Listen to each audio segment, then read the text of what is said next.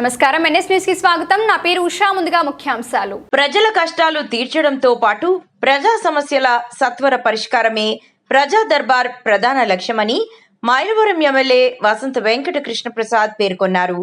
Vijayawada rural మండలం గొల్లపూడిలోని శాసనసభ్యుని వారి కార్యాలయంలో ప్రజా సమస్యల పరిష్కార వేదిక కార్యక్రమాన్ని బుధవారం నిర్వహించారు. ఈ సందర్భంగా ఎమ్మెల్యే వసంత కృష్ణప్రసాద్ స్వయంగా ప్రజల నుంచి అర్జీలు స్వీకరించి వాటి తక్షణ పరిష్కారానికి అధికారులకు అక్కడికక్కడే ఆదేశాలు ఇచ్చారు.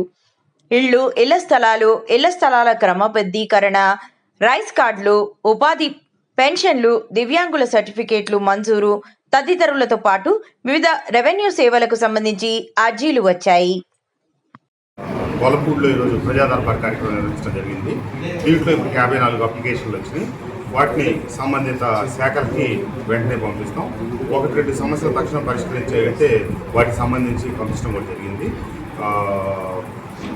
చంద్రబాబు నాయుడు గారు, లోకేష్ బాబు గారు ఈ కార్యక్రమాన్ని తక్షణ సమస్యల పరిష్కారం కోసం ప్రతి వారం ప్రజా దర్బార్ కార్యక్రమం నిర్వహించమని చెప్పి ఆదేశిస్తున్న మేరకు చేయడం జరుగుతూ ఉంది. ఇటు అభివృద్ధి, సంక్షేమం, క్షేత్రస్థాయిలో ఉన్నటువంటి సమస్యల పరిష్కారం కోసం నిరంతరం పనిచేస్తున్నాము అని చెప్పి ధన్యవాదాలు. సార్, ఎన్ని అర్జీలు వచ్చినాయండి? 54 వచ్చినాయి ఈరోజు.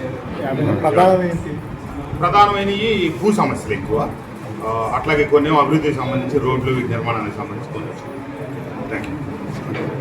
ఇళ్ల స్థలం అని చెప్పేసి వాగ్దానం చేశారు. ఖచ్చితంగా కూటమి ప్రభుత్వ హామీ ప్రకారం ఈ రాష్ట్రంలో నిరుపేదలు ఎవరైతే ఉన్నారో వాళ్ళందరూ కూడా గ్రామీణ ప్రాంతాల్లో అయితే 3 సెంట్లు ఇవ్వద్దామని, అలాగే రూరల్ ప్రాంతాల్లో, సిటీ ప్రాంతాల్లో అయితే 2 సెంట్లు ఇవ్వాలని ఏదైతే ప్రభుత్వం హామీ ఇచ్చారో ఖచ్చితంగా హామీ నెరవేర్చడం జరుగుతూ ఉంది.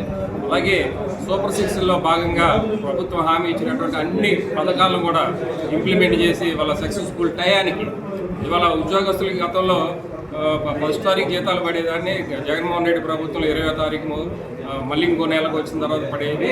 అలాగే పెన్షన్లు కూడా లేట్గా ఇవ్వడం జరిగేది. కానీ ఇప్పుడు టైం ప్రకారం ఏదైతే 1వ తారీఖు ఉందో ఒకరోజు ఆ రోజు సెలవు వచ్చినా సరే 31వ తారీఖుకి పెన్షన్లు ఇవ్వడం జరుగుతూ ఉంది. అలాగే అధికారులందరూ కూడా 31 నుంచి 1వ తారీఖు 2వ తారీఖులోపు జీతాలు కూడా ఇవ్వడం జరుగుతూ ఉంది. అలాగే రాష్ట్ర ప్రభుత్వం ఎన్ని ఆర్థిక ఇబ్బందులు ఉన్నా అన్నింటిని కూడా ఒడిదుడుకులన్నింటిని కూడా తట్టుకొని మరి ప్రగతి పదంలో ఈ ప్రభుత్వం ముందుకెళ్తుందని చెప్పి తర్వాత ఇంకోటి అండి,